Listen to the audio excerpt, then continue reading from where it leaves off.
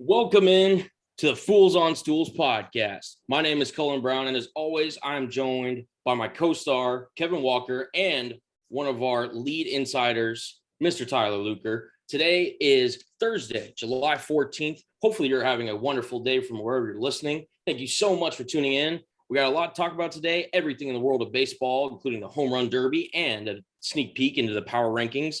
And in the NBA, DeAndre Ayton is officially back with the Phoenix Suns, and Donovan Mitchell might be on the move, maybe to the Knicks. Who knows? We got all of that, a mixed bag, and make sure, as always, you tune into hour two, where we've got Cullen's Corner, Kevin's Kickback, and this week, we got a little bit of Tyler Luker's Lock, and whatever else Tyler's got in store for us. Make sure you tune into that. Boys, how are we doing today?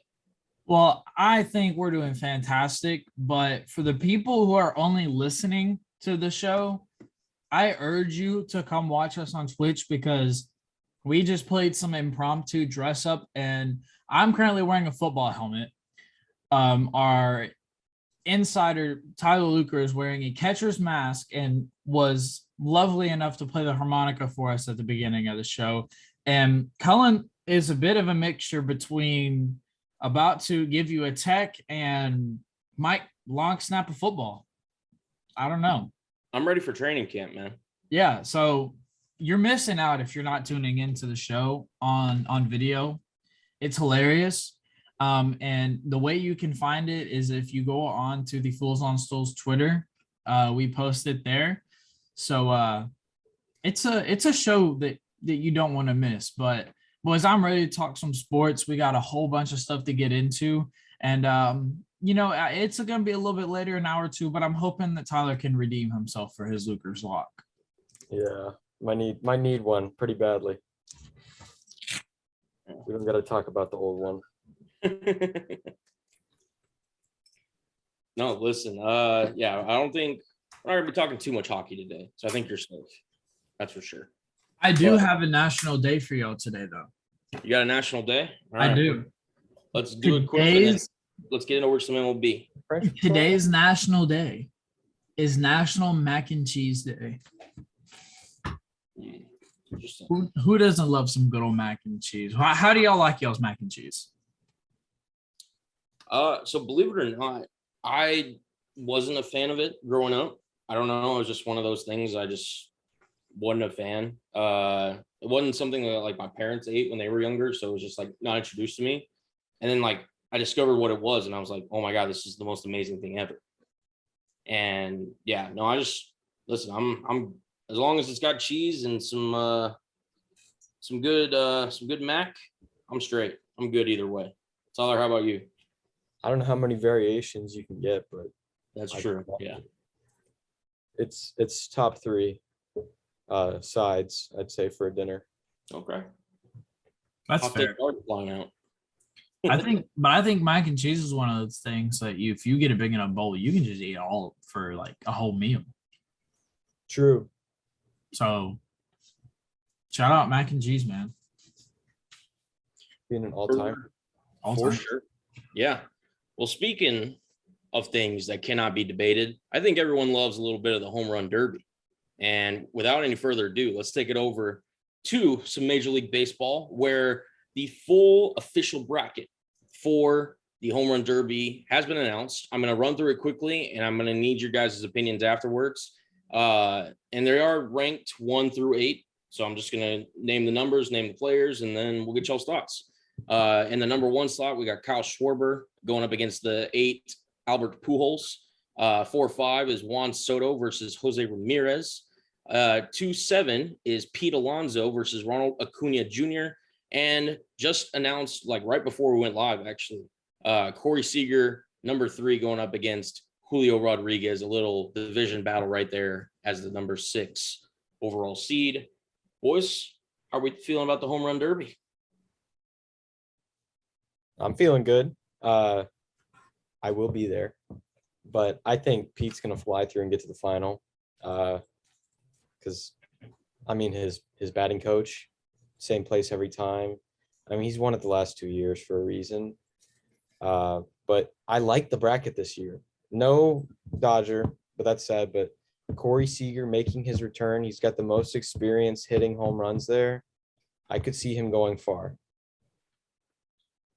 That's for sure. So you think if you not, because I mean, it's not right away, so you don't have to give your predictions if you don't want to. So you're saying Alonso's probably the favorite, as he probably should be, winning the last two, but you like Seager's chances.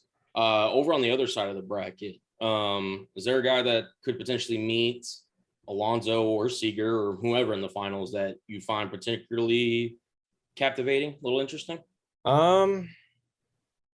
I want to say Pujols, but I don't think he's got it in him. I don't know. Schwarber's got just such a great home run swing. I could see it happening. I don't think J Ram will go that far because he's not really a home run hitter. Juan Soto jumps out to me because he did really well last year. And it was kind of surprising. But I think I'm going to go with the final. Pete's for sure in there, and then whoever's meeting him, and I think Pete's going to win. Okay, so you're predicting Pete Alonso to become the second person in Major League Baseball history to win 3 straight home run derbies, joining the late great Ken Griffey Jr. I'm glad you said Juan Soto, because me and Kevin on Tuesday's episode 32, we had Soto as kind of like our dark horse, like he could potentially be the guy that kind of sneaks in there. Mm-hmm. Do you believe he would be potentially the best chance at knocking Alonso out, or is there somebody else you have in mind? I think Seager's a better shot to knock Alonso out. Okay.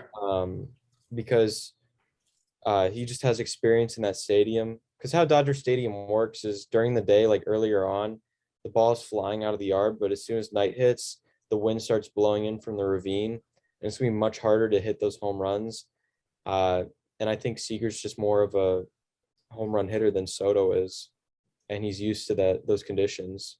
So I think that's what gives him the edge. How many seasons did he play with the Dodgers? He came up in late 2014, was Dodger till 2021, so 7 years. Yeah. It's a long time. He is very familiar with the home run derby host stadium. And he's been in a derby before when it was in San Diego. Right. Absolutely. Kevin, you got any questions here for the home run derby? Any thoughts?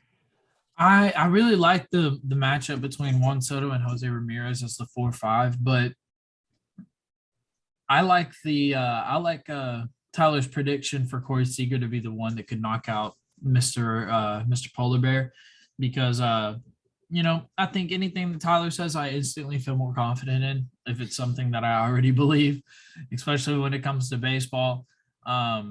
But it does seem like the three of us all kind of do see eye to eye. It's going to be nice to see Albert Pujols playing in his final year of baseball, being in the home run derby. Whether if he can compete that well or not, it's just going to be a good thing for baseball. But I think Juan Soto as a dark horse is, I think is a good pick for what this home run derby could be. Yeah. I'm looking at the chat here. We still got some comments coming in about our wardrobes and stuff. So I appreciate all the viewers here live on Twitch. If you do want to check us out, we are on Twitch /Fools on Stools. Make sure you give us a watch if you want to live watch the show, and we appreciate it. But getting back to the Major League Baseball, yeah, man. Listen, it's no secret. I am a Seattle Mariners fan. I know it doesn't show it in my background. It's actually on that wall over there, but I really hope Julio has a good show. I mean, I'm not going to argue with your analysis, Tyler. I think Seager's got a really good shot at potentially going far in this home run derby. Julio's just going to be one of those future stars that I am so glad is on our franchise, and hopefully he will stay for many more years to come. I mean, if Pujols wasn't in it, because obviously Pujols is going to be the main kind of attraction to him being in his final year. Julio's got potential, though, to potentially really electrify the crowd if he gets hot. So I'm really interested to see what I'm, looking to see from him. Juan Soto, man. Yeah, he to me has got a real legitimate shot of winning this. I would think a Soto-Alonso final is about pretty near and dear to the possibility. But, yeah, I'm really excited to watch this home run derby. I think we were talking about this last episode, Tyler. I don't know if an All-Star weekend in sports does it quite like the MLB, which is like the game, obviously the home run derby, the whole attraction and everything. Would there be any improvements in your mind of improving All-Star weekend? I mean, they have been improving it with more and more events. The new home run derby is so much better than the old one. I think it's perfect. It is the best All-Star week out of any US sport, I'd say. I Out don't of know the how major the country four, do it, but it's the home run derby. It doesn't get old like the dunk contest can, because hitting bombs never gets old. I mean, That's true. that's right. They say chicks dig the improve long. it. I don't know. I think more representatives, honestly. Why limit the teams? I mean, I get you want certain guys to be all-stars, but I really liked the addition of the commissioner's choice, having Pujols and Miguel Cabrera added, because then you get to see those guys' swan songs in their final career, and they could come up clutch. I mean, Albert Pujols in the Derby is cool too. And then you have like the young guys like Julio, like putting their stamp on the game. Because I remember back in 2019, whenever Cleveland hosted it and their home run derby, which is probably the best one I ever saw. Whenever Jock Peterson and Vladdy were going back to back, that was some of the most fun I've ever seen, like That was watching insane. baseball. And after that derby, Vlad Jr. like turned his season around. I mean, he turned a lot of people's heads towards him, and now he's a star. I mean, so I think it's fun. I can't wait to see it. Yeah, I'm really excited for this All-Star week. It's looking good. Hey, Cullen, I don't know if you knew this also, but your guy Julio Rodriguez, he actually is the fourth youngest participant in a home run derby. He's only 21 years old. Yeah, no, he's Young Tyler, star.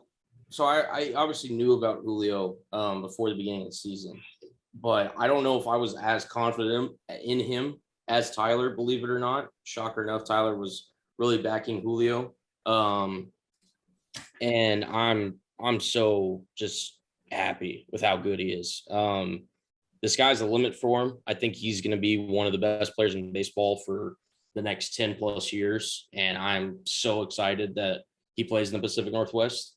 But yeah, I mean, his pace right now of the way he's on track for like 30 home runs this year. And I think like 30 stolen bases as well, which is, it's a major accomplishment for a rookie. So very happy to see. Hopefully we'll get some good moments. I want to ask you, both of you guys. So Ronald Acuna obviously had that major injury last year that kept him out of the playoff run for the Braves. And, he obviously wasn't he was a part of the championship team, but he wasn't actively contributing during that late stretch that they had. Do you think, because I personally, I'm a huge Ronald Acuna fan. I think he's great for the sport. I love the pizzazz. I love the energy that he brings.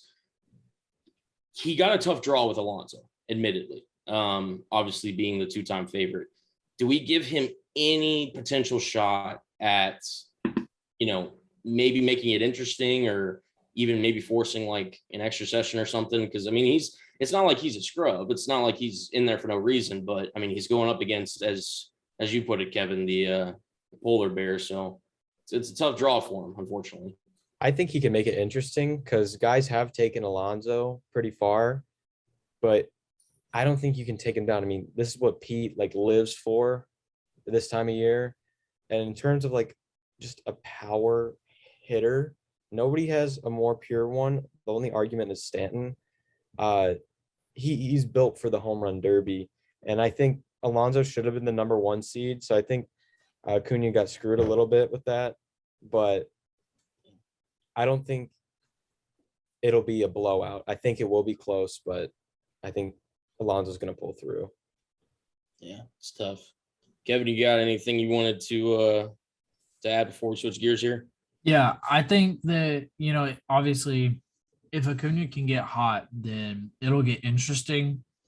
It just depends on how they start, because if Alonso's hot early and he can just keep going, and then he'll win the first round undoubtedly, but it's, how long can he keep that stamina going?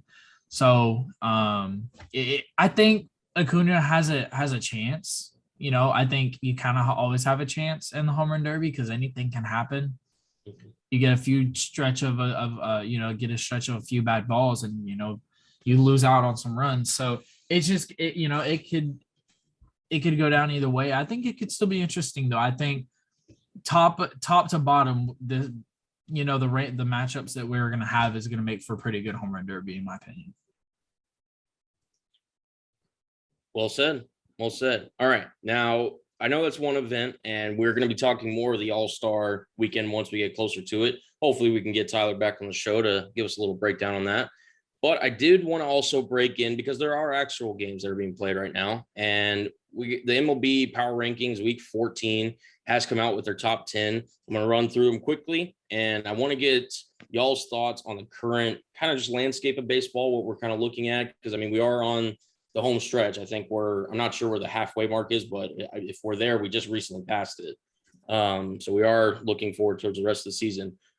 At number 1, we got the New York Yankees, 2, the Houston Astros, 3, the Los Angeles Dodgers, 4, the New York Mets, 5, the Atlanta Braves, 6, the San Diego Padres, 7, Boston Red Sox, 8, Milwaukee Brewers, 9, the Philadelphia Phillies, and at number 10, rounding out the top 10, the St. Louis Cardinals.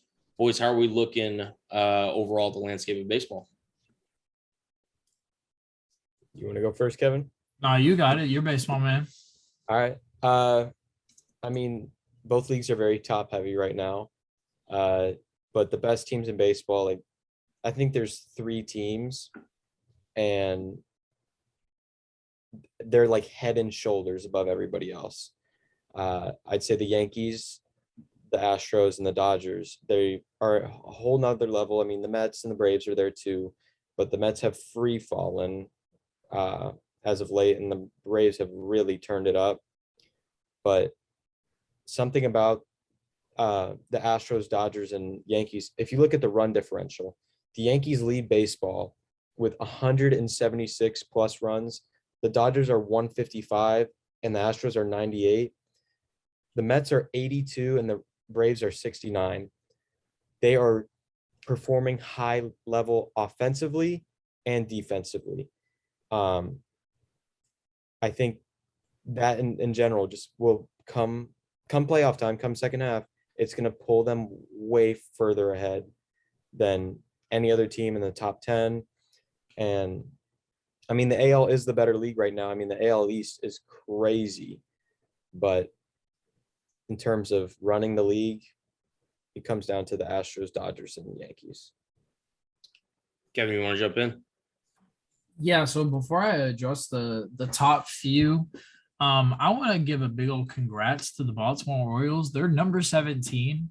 I know that's not nowhere near the top or nowhere near competition as far as the top guys in the game, but for the Baltimore Orioles to be 45 and 44, and we talked about this off camera, but they only won like 52 games last year. So for them to already be 45 and 44, it's a big turnaround for them, and I just think that's really cool. Now, obviously, talking about the big dogs, I agree with you, Tyler. I mean, it's the top 3. Obviously, baseball's baseball. If you have a slip up and you go into a little bit of a losing game skid, anything can happen. But we're still, we got a lot of ball to play.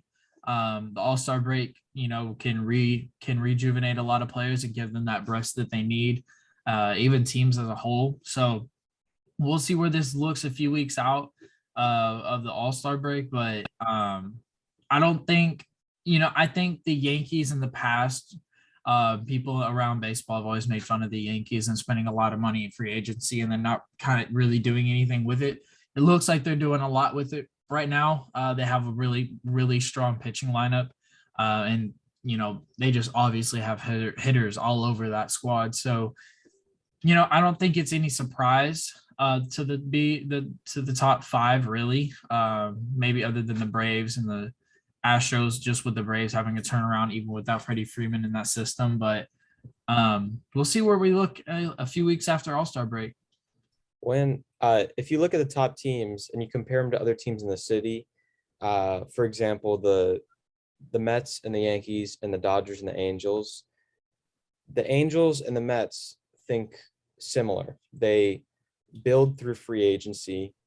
That's what they do. The Dodgers and the Yankees used to be that sort of franchise for 40 plus years. Yankees probably almost 100 years at this point. But now those two franchises have focused on building from within and finding guys who are castaways like Jose Trevino and Isaiah Kiner-Falefa and using them and recultivating them and making them better players. Justin Turner, Max Muncy, Chris Taylor. The Angels, they go and sign big names.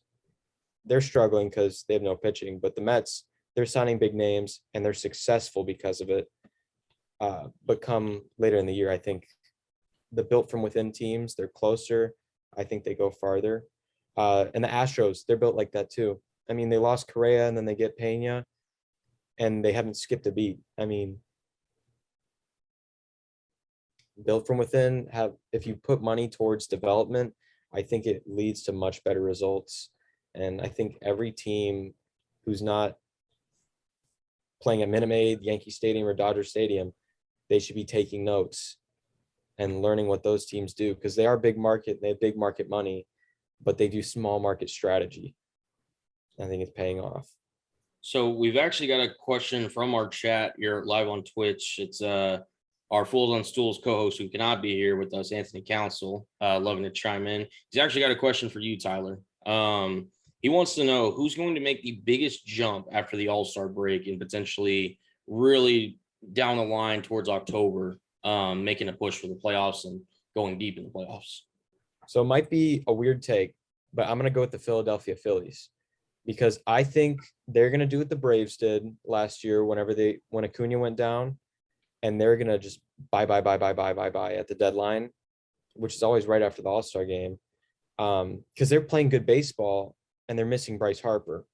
In their last 10, they've lost 4 in a row, but in general, Nola's pitching great, Wheeler's pitching great. If they can get bullpen arms and get some production to replace Harper, I think they really can make a run on a wild card. It's going to be hard to push past the Mets and the Braves, but I think that's my National League team that's going to really change how their direction their season's going and push. And with the AL, I think either the Blue Jays, White Sox, or the Mariners. Honestly, the Mariners they're already making their push, like I thought they were. Like going into the season, I thought they were going to win the division, and they slumped out of the gate. But I think they're set up the best. The White Sox need to fire their manager. The Blue Jays just did. Blue Jays are playing in a really tough division, so that might hold them back. But the White Sox, I mean, how many games? The White Sox are only back 4 games. They're under 500. That division is there for the taking. Gut feeling right now, you had to pick Blue Jays or White Sox. Who are you more confident in turning it around? I'm going to go with the Blue Jays just because La Russa he's cooked. He's not a great manager, and that team's going to continue to underperform with him at the helm. The Blue Jays wised up and fired Montoya, and I think they'll get a wild card spot. But right now, the White Sox they're terrible. I mean, they were going to the season, they had, I think, top 4 odds at the World Series, and now they're not in a wild card spot. Their run differential is under 26 for a team that's supposed to be able to pitch and hit. I mean, the Orioles, better record, better run differential. I mean, and they are playing with prospects. Like, to add to your point, Tyler, they're 1 game ahead of the Texas Rangers right now in terms of record. And wow, I mean, their payroll is insane. I mean, the talent they have, they should be making a run at the World Series, and they're not. So yeah, I'd either go with the AL being the Mariners or the Blue Jays, and the NL being the Phillies. Interesting take. I want to circle back to what you said at the beginning whenever you're going through your hierarchy. We talked a little bit pre-show. I'm a bigger fan of the Mets than you are. Can you really, I want you just to really just let me or break it down for me of why you think the Mets don't quite reach that echelon of the Astros, the Dodgers, and the Yankees, and what maybe they could do at the trade deadline to potentially bolster their chances. Well, with the Mets, they aren't that healthy. And they're relying on Scherzer and DeGrom to be pitching heavy loaded innings. I mean, DeGrom hasn't even pitched an inning in Major League Baseball yet this season. These guys are injury prone at this point in their career. They're gonna have to buy starting pitching at the deadline no matter what. But I think that they're a step back because the Yankees and the Dodgers and the Astros, they haven't really had like a free fall like the Mets have. To go from being way up, the best team in baseball at one point, to now being a couple games ahead of the Braves, 2.5 games ahead. It's not looking good for them. I mean, it's going to be a tough battle, but the Braves are better. I mean, They did just recently win a series against the Braves, did they not? I believe you're right. But still, I don't think the Mets are always going to be the Mets. They've been doing this for years, and their manager, Buck Showalter, great manager, known for taking teams from guys or teams that should be making the playoffs but aren't, and taking them deep into the playoffs. But he's never won a pennant. He's never won the World Series. He's known for being almost there, but not quite there. I mean, when he was with the Yankees in the late 90s and then the Diamondbacks, he was fired. And then the year later, they won the World Series. So I think with him at the helm, your ceiling's not as high as it is when you're with the other teams, just because they're not as good. I mean, Dusty Baker's the same situation, but Dusty's gotten to the World Series on numerous occasions, come within one game multiple times. Buck Showalter, not even close. I mean, but the Mets, they've shown it the last month, because it is a shortened season and they've had to play a lot of games, but good teams, they win games, they find a way. And for them to kind of limp into the All-Star break with only a division lead under 5 games when they were leading by so many earlier in the season, I think the Braves are going to give them a real big run for their money. And I don't think you count out the Phillies. I mean, that division is like suicide. I mean, the Marlins are only 2 games under 500 as well. So one team's going to give and the other one is going to pull through. I mean, it's how it always is in the East, AL and NL. But I think the Mets are going to slow down, because I think they're relying on 2 guys that are injury prone and streaky. We do have another question over on our Twitch chat, again from Anthony Council. Appreciate him tuning in. He wants to know, what team has been the biggest surprise so far this season, in your opinion? The Orioles. I mean, to this point, I mean, they are over 500. I didn't think I'd see that for another 2 years. I mean, they have the number 1 overall pick in this year's draft. I mean, they are playing phenomenal baseball. It's a real joy to see. It's reminiscent of Moneyball. I mean, Moneyball had a bunch of older guys, but these are prospects that are coming up. And their best prospect isn't even playing that good yet. Exactly. Just wait for Adley to show up. I mean, because that team's going to be a whole nother level. They are easily the most surprising team, because nobody thought they would be at this point. I mean, there's other teams that are kind of surprising that they're this good. Like, I didn't think the Yankees were going to make the playoffs. I'll put my foot in my mouth on that one. But the Orioles have shattered any expectations already, especially to be going into the All-Star break with almost as many wins as they had last year. If they can manage to finish above 500, even if it's by 1 or 2 games, this season is a massive success for them. Very nice. Very nice. Kevin, you got anything? I mean, I said it beforehand. Yeah, I mean, Baltimore's killing it as far as their expectations go. But, I mean, they have the number 1 pick coming up. And like I said, their top prospect's not even playing that good yet. And go figure, this team is, I don't think I'm going to say is being led, but one of their leaders is Rougned Odor. Go freaking figure. But, I mean, this Baltimore Orioles team, I'm pulling for them. just because you like to see the little man win sometimes, and Baltimore has done their fair share of struggling. So it'd be nice to see them finish over 500 when the end of the season comes around. Or maybe, who knows, maybe even more. Yeah, very interesting indeed. Speaking of those Baltimore Orioles, we got one more topic I'd like to jump into before we head over to the association. A couple teams are on double-digit win streaks. The Baltimore Orioles, as we previously mentioned, are on that 10-game winning streak to improve to over 500 for the first time in a very long time, safe to say. And the Seattle Mariners. Yes, the Seattle Mariners, Tyler's Seattle Mariners, if I must say. Yeah, go ahead. On an 11-game Soak it in. Oh, man. Rallying tonight against the Texas Rangers. They are now on an 11-game win streak. I am on cloud 9 because, listen, nothing's for sure with them. We know the history and everything, so I'm not going to dive into that. I'm just going to very happily just live in the moment right now. But I want to know, in y'all's opinion, who has looked more impressive through their win streaks, the Seattle Mariners or the Baltimore Orioles?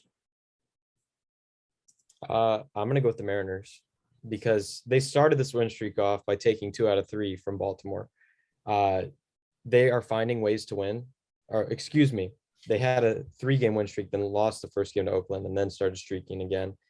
They're finding ways to win, and they're doing it against good teams. Yeah, they played Oakland and Washington, but they had a 4-game sweep of Toronto, 2-game sweep of San Diego, both playoff teams at the moment, but they're finding ways to win. Tonight, they were down early, and then they rallied in the last 3 innings of the game to take the lead and win. That's what championship caliber teams do. They find a way to manufacture runs.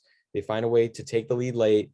And Baltimore, yes, they've been impressive because it's been shocking, but I think Seattle's more impressive because they're doing it in a way that a playoff team does it. And they've had one loss since that the brawl in Los Angeles against the Angels. And Tyler, I'm not going to comment on anything because you just said what championship teams do and you associate it with the Seattle Mariners. And I'm just going to keep quiet. Kevin, can you please give me your thoughts? Please. I'm kind of on the same page as Tyler. I think you kind of gotta go with the Mariners, not even just because you're on the pod, but just they've been killing it. Obviously beating the Rangers tonight on a comeback win, like Tyler said, just coming back and pulling out 11 games. That's big, especially going into All-Star break. If you can keep that momentum going afterwards, I mean, I dare say sky's the limit for the Mariners. God, man, my heart can't take this, man. I don't know if I can. Oh, don't worry. If they crap out, we're gonna let you hear it anyway. Oh yeah. Oh, they're 11 games back. So listen, you know what? We're just enjoying the ride, fellas. Hey, I feel you. Just enjoying the ride. But that is going to conclude our baseball talk. We are going to be talking more in hour 2. Make sure you tune into that. But we are going to take it over to the association, if I do say so myself. We had a major signing. In fact, it was a record signing for an offer sheet from DeAndre Ayton, in which he signed with the Indiana Pacers. The Indiana Pacers for a 4-year, $133 million maximum contract with the Indiana Pacers. Shortly thereafter, I think it was like not even a few hours later, the Phoenix Suns did choose to match. They had 48 hours to make a decision, and they realized that with the number 1 overall pick, you just can't lose them for nothing. And rightfully so, they did match. So he is going to stay in Phoenix for the time being. Boys, what is y'all's takeaways from DeAndre Ayton? I think it's an overpay personally, because he kind of struggled in the playoffs whenever he was met with smaller guys. And it was surprising that the Pacers would take that step because it looks like they're trying to build something new. And I wouldn't have picked up Ayton, but with the Suns matching, I don't know if they're trying to package something to try and get like Kevin Durant, or I don't know what they're doing, but that's a lot of money to give Ayton. And yeah, he is a center, and it's hard to find a really good dynamic center in this league, but I wouldn't have given him that money. Well, is he dynamic? I mean, I feel like dynamic's even a stretch at some points. He becomes small in big moments, yes, but as his skill set is, he can be dynamic, I think. Kevin, what are your thoughts, my man? I mean, I first want to ask y'all, who do you think he means more to, the Pacers or the Suns? I mean, the Pacers were the one that were willing to give him that straight up, like no waiting, no nothing. Like they were like, hey, listen, we want you. We want you in an Indiana Pacers uniform. There have been rumors for weeks or months that Indiana was interested in him, and they finally got a contract. It looked like done. And yeah, now he's in Phoenix, where they're like, well, we don't really want him at that price. But again, it's like if we let him walk for nothing, I mean, you invested the number one pick in the guy. So it's just as Anthony's going crazy in the chat right now saying, okay, Tyler, stay off the devil's lettuce. I'm not going to say the actual word, but he apparently has a problem with your take. But who do you have? Who do the Suns have at center besides Ayton? That's a good point, Anthony. I will admit, but yeah, listen, Ayton's not worth 133 million over 4 years. I 100% agree. It's too much of a price to pay for a team that's already surrounded by all-stars all over and is trying. I get it. You're trying to win a championship. I don't think DeAndre Ayton has to be on that team to win a championship. He's their fourth most important player. Yeah. But if you're fourth most important, that's fine. As long as you're not getting paid 4 years, $103 million, $133 million. Three max slots. Yeah. You don't give your fourth guy a max. It's just that simple. I don't know, man. I will say, so Tyler, you brought up something interesting that I want to circle back to. The Kevin Durant thing. So now the Suns are in a difficult spot because hypothetically the salaries would work if they traded like Ayton and Bridges, for example, and draft picks for Kevin Durant, maybe add like another player or two. But because of the rule where you can't have people from like the same rookie extension thing, they can't have Ben Simmons and Devin Booker on the same team, basically, or I forget how it works. So like Devin Booker can't be in the trade.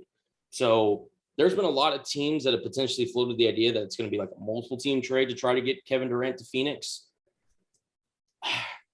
The question would be really, because Indiana would be the team that you would hypothetically think DeAndre Ayton would go to. They signed Nicholas Claxton to like a multi-year $1 million deal, who's the center in Brooklyn. I don't think the Nets would really want that much money developed at the center position from, like, as you said, the dynamic front court of Claxton and Ayton. Do you think there may be another team that could want DeAndre Ayton, maybe just as somebody to bring in the ticket sales? I mean, that's going to be a team that either needs a second star or has nothing at this point, just a lot of money to spend. Like the Lakers. Let's not try. I wouldn't say the Lakers, but I don't know. Who needs a center? I mean, everybody needs a center these days, but who needs a center who shrinks, as you call it? And who needs it that bad?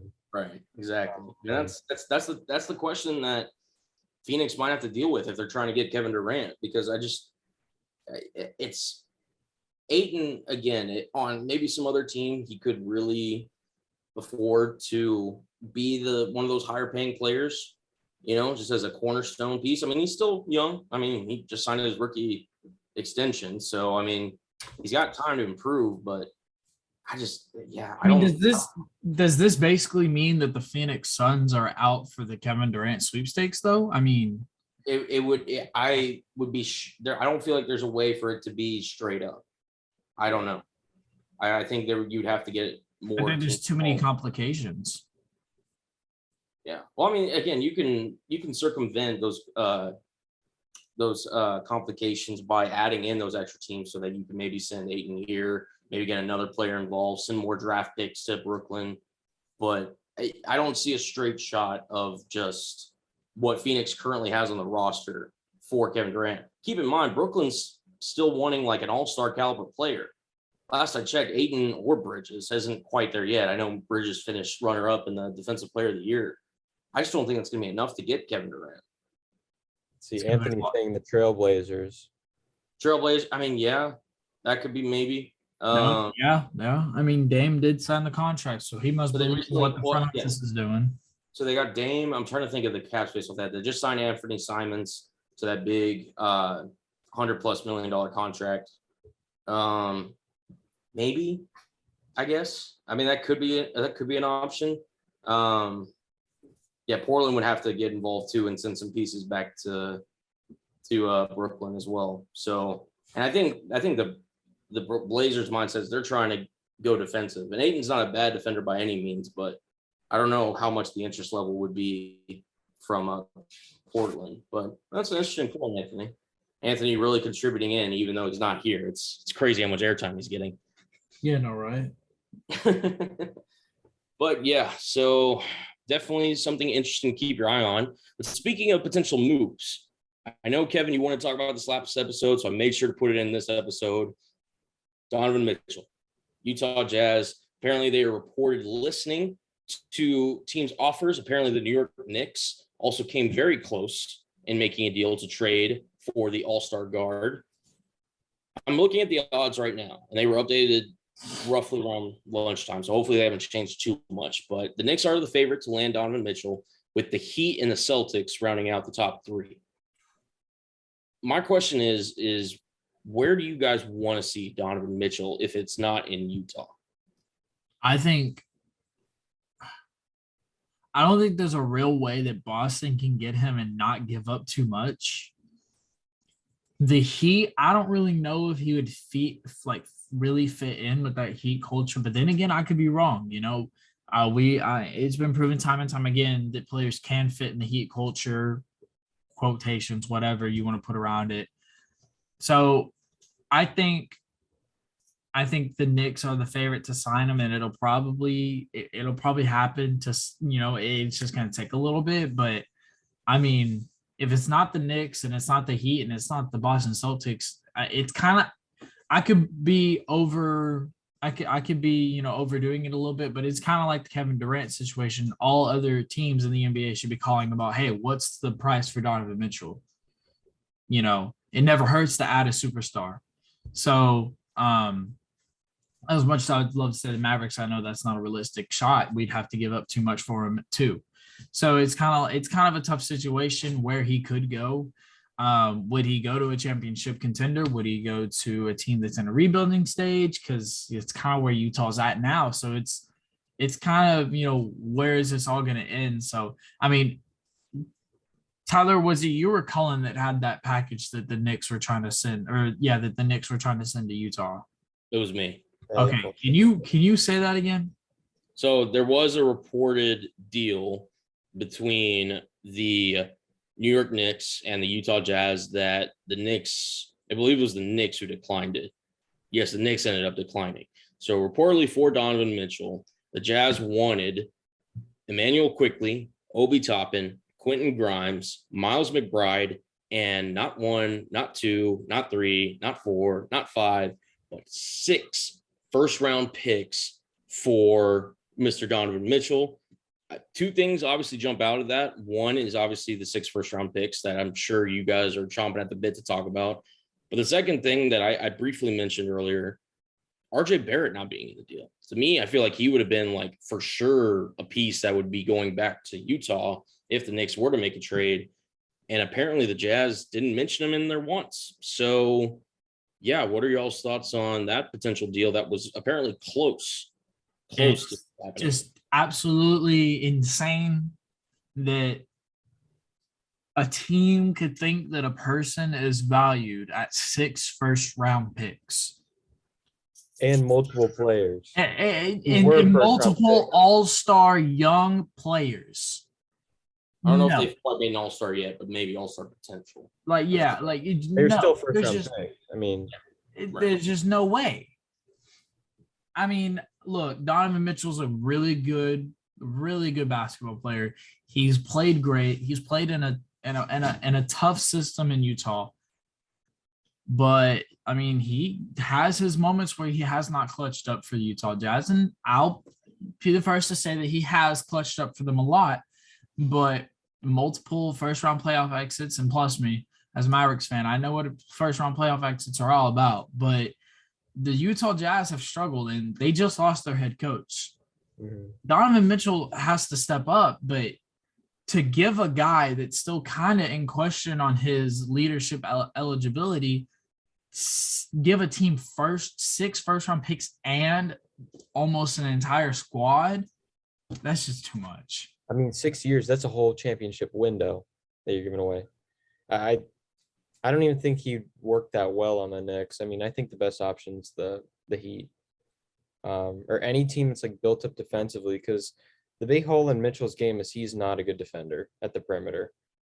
But like the Celtics and the Heat, they're very strong defensive teams that may need another scorer. But the Knicks, it makes no sense why they would get him. I mean, it makes sense because they need more all-star talent, but at the same time, got to build up a defense at the backcourt. To your point, Tyler, I want to know a backcourt of Jalen Brunson and Donovan Mitchell, who they're checking. Like, I'm dead serious. Like, that backcourt is undersized. Brunson at least will try on defense, but he's limited, obviously, because of his height and his length and everything. And Donovan, defense to me, I mean, obviously there is talent on the defensive end, but a lot of it's effort. I mean, let's be clear. Like, if you show up effort on defense, you can change your perception on defense very quickly. I think he got tired of playing with Rudy Gobert and the constant like structured or Quinn Snyder's system, and I think that's probably why he wants a fresh start and everything. I agree, Tyler, that I don't want to see him on the Knicks. It seems like the most likely outcome, but I don't see that team. I mean, they could make the playoffs, maybe the play-in. They're not getting. I mean, they're not better. They wouldn't be better than the Bucks. They're not better than the Celtics. They're not better than the Heat, and they're not better than the 76ers, at least. And I'm not even counting like Toronto or anybody else that could be potentially, or the Hornets that could come up. Any of those teams. All these teams built up young cores too. Yeah. Exactly. And Cleveland's going to be better next year. I mean, the Knicks, it would be interesting. Like, Donovan Mitchell would be one of the better players they've acquired in my lifetime, along with like Melo, Amari Stoudemire, stuff like that. But which then again, my lifetime runs pretty long according to Kevin. So maybe I got to add more names in it. But what'd they do with Carmelo Anthony and Amari Stoudemire? Nothing. Yeah, well, they had to gut the team to get him, and that's what they would essentially be doing with Donovan. Exactly. It repeats itself. Exactly. I mean, and Melo was a similar player to Donovan Mitchell. I mean, he fantastic offensively, kind of struggled on the defensive side. I wouldn't give up your whole young core for him and your future young core for him. I'm so glad, Anthony, you brought that up, because I'm not going to just jump into that. Anthony put in our chat, the Jazz got 4 first-round picks from Minnesota, so why wouldn't the Knicks want them? Here's the thing. The NBA hates what Minnesota gave up for Rudy Gobert, because in no world should they have acquired 4 first-round picks and a pick swap and all the players that they got for Rudy Gobert. And now the value of players is going to be astronomical. Like, if Rudy Gobert can achieve that, what are the Nets going to possibly want for Kevin Durant? Exactly. I mean, forget Donovan Mitchell for a second. What is Kevin Durant going to get? It's a king's ransom. I mean, they're saying that they want it to be the biggest trade of all time. What we just mentioned for Donovan Mitchell alone sounds like what could be the biggest trade of all time. I mean, it's what are we even talking about anymore? I mean, here's the franchise. Give us Kevin Durant. I want, selfishly, if I could just pick where Donovan could just go and I could just put him on a team, I would want him to be on the Miami Heat. I think the Celtics got their own thing. They've kind of got their own background. I like what they signed with Brogdon, and Danilo Gallinari should hopefully give them some more scoring off the bench. To me, Miami would be the perfect fit. However, because of their lack of picks that they can assemble in a trade, I think they've got like only 2 first rounders that they have control of that they could potentially send. And the packages, I mean, obviously you're not trading away Jimmy. You can't trade away Bam, because Bam is going to be your only chance to try to compete with Giannis and Embiid in the East. And you're obviously not going to trade him. He's one of the more underrated assets that they have. Kyle Lowry, Tyler Hero, Duncan Robinson. Like, I'm just listing off the guys that he could potentially include. I don't know if that moves the needle. And with the lack of first round picks, it just doesn't seem likely that Miami could potentially lure him away, unless again they maybe got another team involved. This is going to be a very interesting situation. My gut tells me he lands in New York, but this is just typical Knicks. This is so typical Knicks. The asking price is just too much. But I mean, bringing Donovan Mitchell back into this equation, if that's the asking price that the Jazz are wanting, is Donovan Mitchell even going to get dealt at that point? I mean, they have to lower their asking price for him. They just got to know that, unless that was just like, hey, we're going to throw this crazy freaking trade out, see if it sticks. And they got close. And so maybe they're going to keep working with the Knicks and see what they can do. But I mean, if this is what they really, honestly, truly want for Donovan Mitchell, I don't see it happening. Likewise, couldn't have said it better myself, Kevin. One last topic before we get into our mixed bag to round out our number one. Adam Silver was recently, talking about the potential future of the NBA, what could be happening in the next collective bargaining agreement. And he was speaking Tuesday night from the Summer League and said he's hopeful that the current age limit will be changed during the next collective bargaining agreement from 19 to 18 to enter the NBA. He was quoted as saying it's the right thing to do. This would be a change. Obviously, the one and done would be eliminated from this rule, and players could go straight out of high school to the NBA for the first time in a very long time. So, what are y'all's thoughts on potentially the age limit of the NBA getting reduced? This is only because LeBron saw that Bronny had interest in the Texas Longhorns as a college. He went to Adam Silver and said, hey, this is what I want to happen. And so now this is what's happening. We're going to see Bronny in the league at age 18. Can't convince me otherwise. Do you see what I have to put up with, Tyler? Oh my God. I don't agree with it, but that rationale seems kind of out of left field. I think they learned I thought they learned their lesson from the early 2000s when a lot of guys were high school. Sure, you have great players come from that, but some of them, they don't have the financial literacy. They're not built up afterwards. And now with NIL, they're making money in college.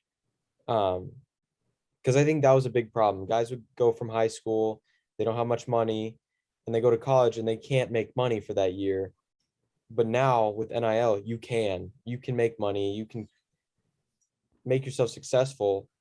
I don't like having 18-year-olds back in the NBA because I think that era proves why guys need to go to college for at least 1 year. I remember 2 years ago, they were thinking about making it, you have to go 2 years. 20. Yeah, 20. I mean, so it seems kind of backwards. I get you have these young prospects that are kind of NBA ready, but a lot of them aren't NBA ready. And I think it's more fair to have them start off in college. Yeah. Well, I mean, listen, at the end of the day, I feel like it's a money move, as a lot of things are in the world of sports, because they do see that the fact that players are gaining the ability to get compensated from their name, image, and likeness. And now they're choosing to play professional overseas or in the G League. And the NBA, at the end of the day, like if they could, the NBA doesn't necessarily care about the ones that flame out. They want the stars, and they want them in the NBA as soon as possible to drive up ratings, to drive up revenue. And I think that's the main end goal here. Silver was also noted that it's probably in the league's best interest to begin interacting with players at a younger age in order to help them develop both on and off the court. That's not the reason. That's a load of, you know what. Yeah. And I think Adam Silver knows it. I think the league knows it, which, again, I agree with your analysis, Tyler. I just think Adam Silver is so pro player that this is kind of what the players want. And I think Silver is going to make this happen. And I wouldn't be shocked if in the next couple of years, we're seeing 18-year-olds back in the NBA again. On a real note, I agree with y'all. I just don't think it's in the best interest of the league. I think it takes away from what we all love in college basketball, even if it is the one and dones. I mean, we're talking about March Madness here. So if it really did come to this, it would suck, because those highly touted athletes that we see come out of high school, we won't be able to see in college. But I mean, if that's what the players want and that's what the commissioners want, and that's what the commissioner wants, it's going to happen. And we'll see what happens this time. We'll see if history repeats itself. Yeah, I think we're all pretty much in agreement there. All righty, to close out hour number 1, this is Tyler's first time. It's the mixed bag, where we take random topics from all around the world of sports, condense them down into 1 minute, and just try to see what all we can get out, really just kind of test out how knowledgeable we are around the sports world. And I think it's a nice, interesting kind of little tidbit that we've added in. Now, Tyler, you're a guest, so I'm not going to make you go first because that would just be, mean and everything. Do you want to potentially go second? Do you want to go last? Where do you feel comfortable potentially doing it? I'll go last. Okay. Safe to say, I just didn't want to force it upon you, whatever, to go first. That's Kevin, the last. Absolutely. Great, Tyler Luker going last, round it off. Kevin, do you want to start off? Do you want me to go? How do you want to do it? Let me get the fire cooking. All right, so you're gonna kick it off. So I'm gonna do the randomizer to name your topic. I'm gonna also do the timer as well. Okay. And I'll let you know obviously when it gets down to 10 seconds so you can kind of wrap it up. Let me randomize your topic here. Set it here on my fancy dancy little Google thing right here. And boom. All right. Your topic, Mr. Kevin Walker, is Lamar Jackson's Twitter beef. Let's go. I wanted to do this one. All right. Very interesting here. Kevin, let me know whenever you're ready, and I will count you down to start the clock of the 1 minute mixed bag kickoff. I'm ready. The shade's coming out and everything. All right. 3, 2, 1, go. So if you don't know, you should know. You should go follow Lamar Jackson's Twitter, one of probably the funniest guys in the NFL. He's just hilarious, has no filter, does not care what you think. And that has been proven over these past few days. He has had a confrontation with a former, correct me if I'm wrong, but I believe he used to play for the Ravens. And he was quoted saying that Lamar Jackson, no wide receiver wants to come to Baltimore because they don't want to play with Lamar Jackson and the running system that John Harbaugh has. And so Lamar Jackson clapped back at him, basically dissed him on Twitter, basically saying that he didn't even know who he was. It was a really embarrassing moment for the guy. My end point is do not come from Lamar Jackson on Twitter. He will roast you, whether if you have a blue check mark or not. And Lamar Jackson's goated. And just don't come at Lamar Jackson. All right. Did it all in a minute. I'm very impressed. I'm pretty good at the timing. You are. One thing I will say, put some respect on Bernard Pollard's name, man. Safety, Super Bowl champion, Baltimore Ravens. But yeah, no, it was interesting. I mean, not if you ask Lamar Jackson. Yeah, that's true. But yeah, very interesting. Job well done, sir. Did a great job in leading us off. Okay, so I'm up next. So I'm going to randomize. Going to change these numbers here real quick. All righty. It looks like I'm going to be talking about Nick Saban and competitive balance, which means Tyler will be talking about NHL free agency. So Tyler, while I'm doing this, if you want to, maybe get yourself a little ready, that is the advantage of going last. So if you got anything, maybe you want to look up and everything. Kevin, I'm going to need you to run the time for me because I'm going to be talking some Nick Saban and competitive balance here on the Fools on Stools podcast. Okay, I got you. Let me know when you're ready and I'll count you down. I'm ready, brother. All right. 3, 2, 1, go. Nick Saban, 6-time, 7-time, however many time national champion, one of the greatest college football coaches of all time, ironically with Bear Bryant, also the University of Alabama, has got some of the thinnest skin I've ever seen ever since this NIL deal has come out. He's complaining about competitive balance. He's complaining that the unfair wages are unfair compared to Alabama, say to like Texas or some other places. And now he's complaining about, because of all these super conferences, that the competitive balance, it just won't sit right with college football. And what about tradition? And what about this? And blah, blah, blah, blah, blah. Nick, you haven't scheduled a tough road out of conference game in your time there at Alabama. You're always playing Citadel and teams like that to begin the year. When I get it, you play in the SEC, you're playing in a tough conference. Nick, do better, man. Nick, you sound like an old man. You sound like you're out of touch, you're out of times, and you're not going to sit well with the kids. And hopefully the kids are listening.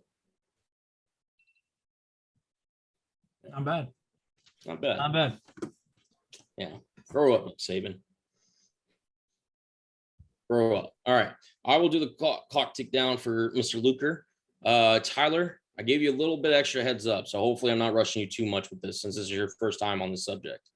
I feel like you're ready? Yeah. All right. I'm going to count you down. 3, 2, 1, and I'll let you know when we get down to 10 seconds. All right. Okay. All right. 3, 2, 1, go.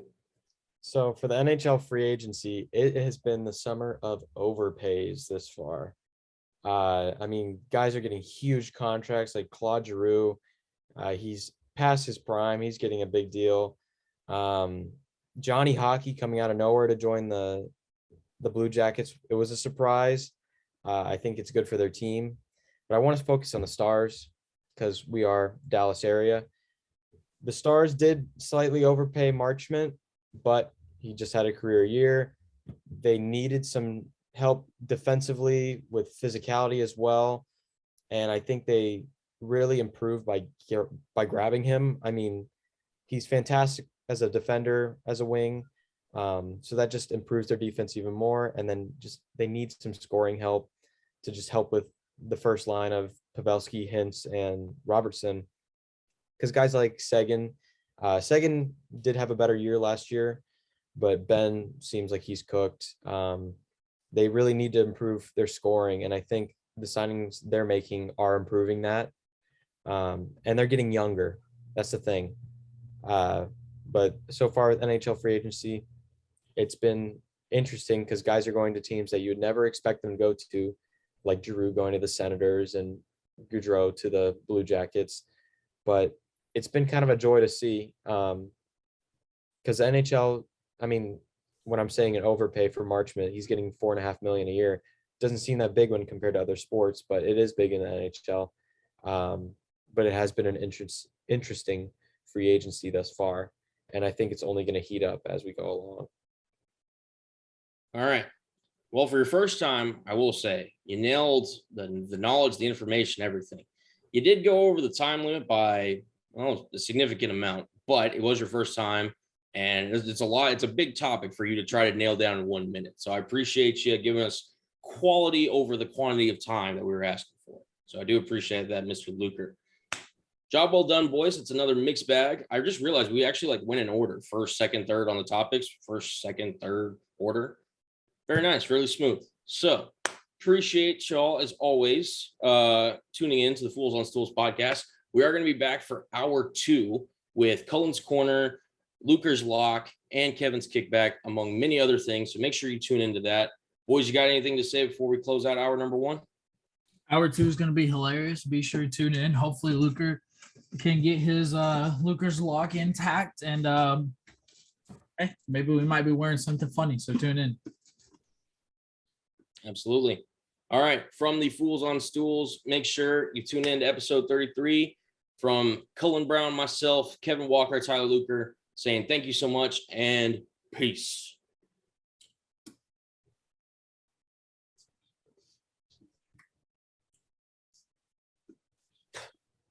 Peace.